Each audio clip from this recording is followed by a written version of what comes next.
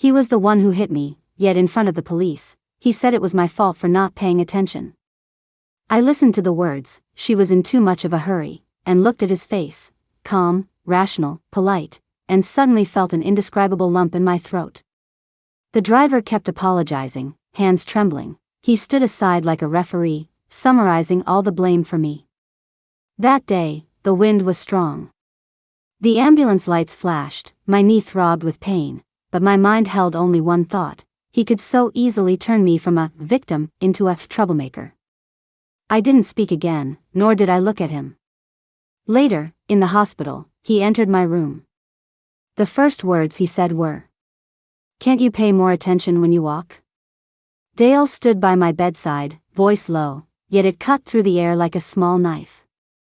I lay there, an four in my right hand, my left knee wrapped in thick gauze. My head was dizzy, and the lights above were haloed in white. The doctor was still organizing charts, the nurse adjusting the 4-drip. Dale leaned against the foot of the bed, arms crossed, tapping his toes impatiently. "I was crossing the street," I said. "I was on the crosswalk, with the signal. The car turned right and hit me." He chuckled lightly, a trace of disdain in his voice. "The car's been turning that way for years. How did it hit you just now? Were you on your phone again?" The nurse glanced at him but didn't respond, returning to her work. The doctor put down the stethoscope, slightly frowning. "She had a minor head injury.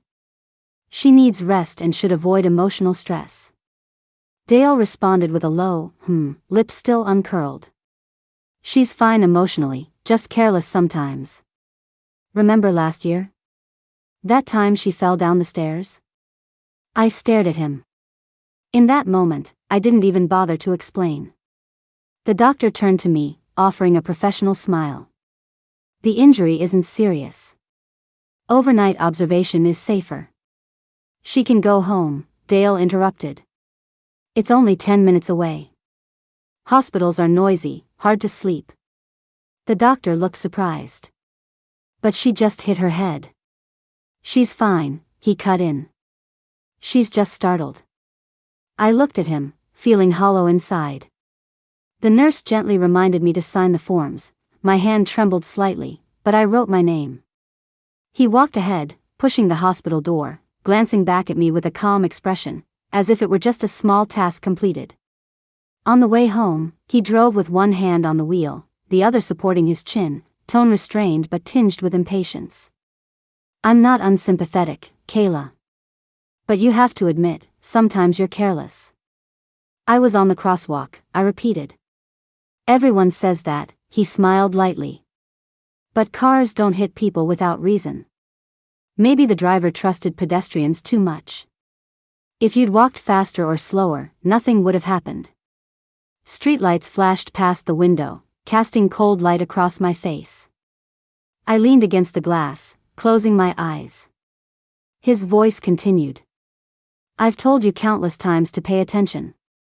Not everyone will cover for your mistakes." At home, he went to the kitchen to pour water, then returned to place a cup in front of me. The water was clear enough to reflect my face. "You need to learn a lesson this time. I didn't do anything wrong."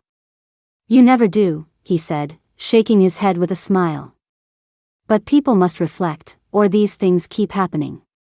That night I stayed silent. He slept soundly, breathing evenly, as if nothing had happened. I stared at the ceiling, mind replaying the moment when the car's headlights flashed. I stumbled back, knee gave way, and fell. The driver got out, panicked, apologizing.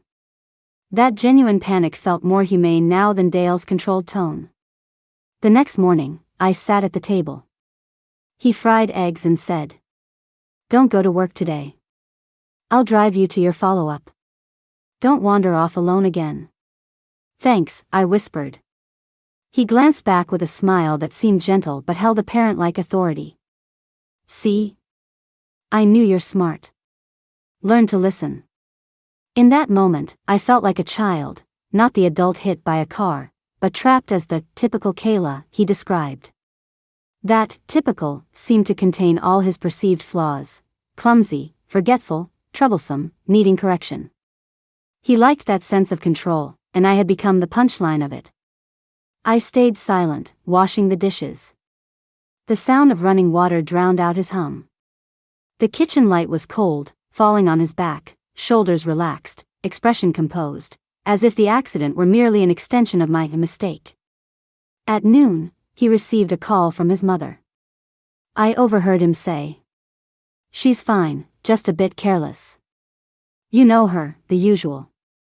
"Dale," I approached, voice calm, "can you not talk about me like that?" He glanced at me, phone in hand. "I'm stating the truth. I'm not a child." "I know, but you always make me remind you like one." He gestured to the phone, smiling at the other end. "Mom," she heard that. He hung up, saw me watching, and sighed. "Don't be mad. I'm just stating facts."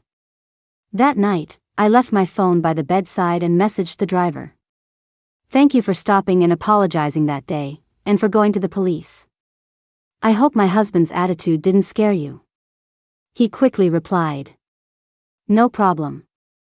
I know it was my fault. Are you okay?" I stared at the words, fingers hovering over the keyboard. After a long pause, I replied, "I'm fine. Thank you." The screen's glow lit my face. I realized the true hurt wasn't the car, it was the person sitting beside me, whose unemotional calm seemed to silently approve of my misfortune.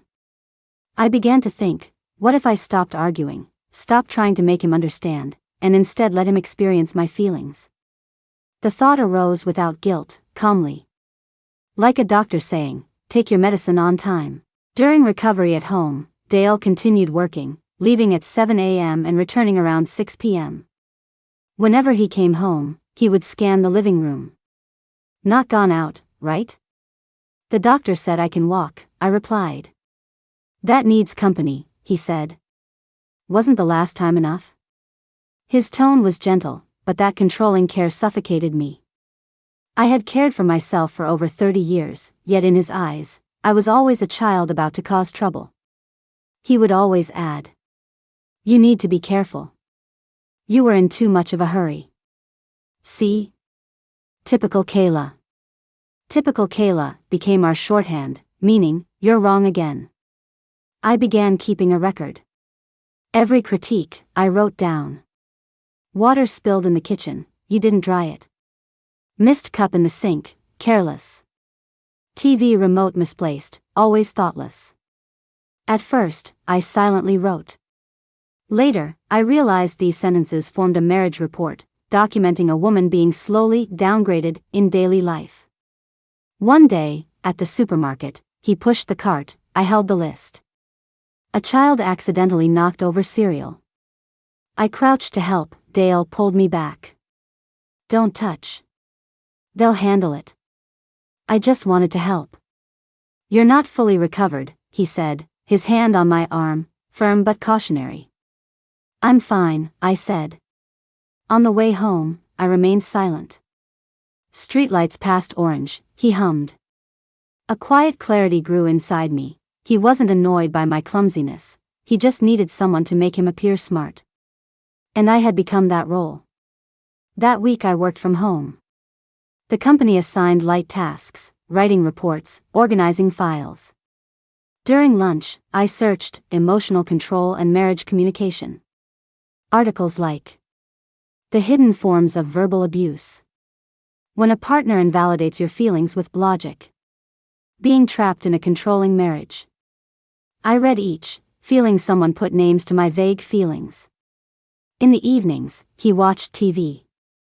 I approached, placing tea on the table. "Thanks," he said.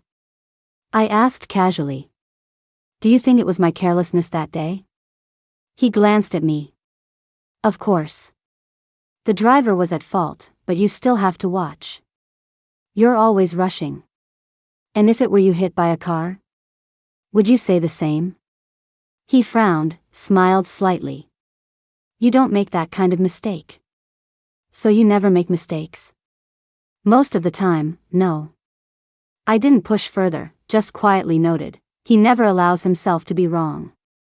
A few days later, he went on a business trip. The 3 days alone were surprisingly comfortable. I cooked, watched movies freely, and even reopened my old sketch set. When I sketched the street of the accident, I realized, for the first time, I wasn't afraid. That crash was a boundary line, pushing me back from Kayla in his eyes to myself. He returned one evening. I watered plants on the balcony. He came up behind me, smelling the damp air. "You're good at taking care of plants." "They don't need reminders," I said lightly. He ignored or pretended not to hear, smiled, and entered the house. Gradually, I withdrew from his habitual control. "Did you get the clean shirts?" he would ask. "No, you can pick them up on your way," I answered. A trace of displeasure flickered, but he said nothing. When he asked me to edit a file. "You have your laptop." "I'm not familiar with the format." He smiled softly. "You're lazy." I replied calmly. "I'm doing my own work." He froze. Over time, he realized I no longer waited for his instructions. Sometimes he'd invite. "Let's go out for dinner." "I have plans tonight," I'd answer. "What plans?" "Art class." "When did you start?" 2 weeks ago." He fell silent, then murmured. "You've changed." "Yes," I said, placing my keys in my bag. "I just don't want to be treated like a child anymore." In class, we drew home. I drew a long dining table, empty except for a single lamp, surrounded by empty chairs. "Where's home?" the teacher asked. "I'm still looking," I said. That night, a note on the table: "Get up early tomorrow.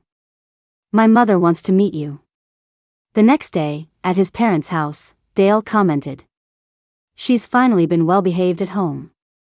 I smiled. "I've actually been quite compliant." His father looked up. "Dale, stop that." He shook his head. "I just hope she pays attention." "I am paying attention," I said softly. "I haven't hit anyone." The room fell silent. Dale's hand tensed on the napkin, fingers white. Seconds later, he sighed. "Are you mocking me?" "No, I'm just responding to what you've said countless times." On the way home, he drove silently. At a red light, he braked instinctively, seatbelt tight. The familiar crosswalk flashed before me, white stripes glaring in sunlight. Since then, he occasionally paused before speaking. That 1 second of hesitation was enough for me to sense change. He began asking, "Do you think I'm right? Or, do you want to decide together?" I no longer rushed to answer, slowly rebuilding distance. One day, he appeared at my art class door. First time I saw him voluntarily come. In his hands, a slightly messy bouquet, probably from a roadside stand. "I'll take you home," he said. I put down my brush. "When did you find out my class schedule?" "I asked your teacher." "You called her?" "Emailed." I couldn't help but smile, not forgiveness, just surprise. "Okay, let's go." On the drive home, he drove slowly, window half open, wind blowing in. "That day, the way you fell. I've kept it in my mind," he said. I turned to him. "Not because you were hurt," he continued. "But because I didn't run over." When the driver got out, I was still asking, "How did she walk?" I felt like a fool. "Yes," I whispered. "That was the first time I felt you so far away." He nodded silently. That night, he put the bouquet in water. "I know you won't forgive me immediately," he said. "But I hope we can try, no more correcting each other, just listening." I looked at him. "Imperfect, but genuine." I replied softly. "That must start with respect." A few days later, we went to marriage counseling. The therapist, an older woman, spoke gently. "What do you hope to find again in this relationship?" "Security," I said. "Understanding," Dale said. She nodded. "Interesting, you both want the same thing." At that moment, I understood. Revenge is never the goal. I didn't need him to suffer, I needed him to see how lonely he once made me feel. That act of seeing was heavier than retaliation. In the following weeks, we relearned how to coexist. Occasional quarrels remained, but the controlling voice had softened. Sometimes he teased. "Typical Kayla." I replied with a smile. "Typical Dale." We laughed. It wasn't a perfect ending, but it was real. I didn't win or lose. I simply reclaimed myself.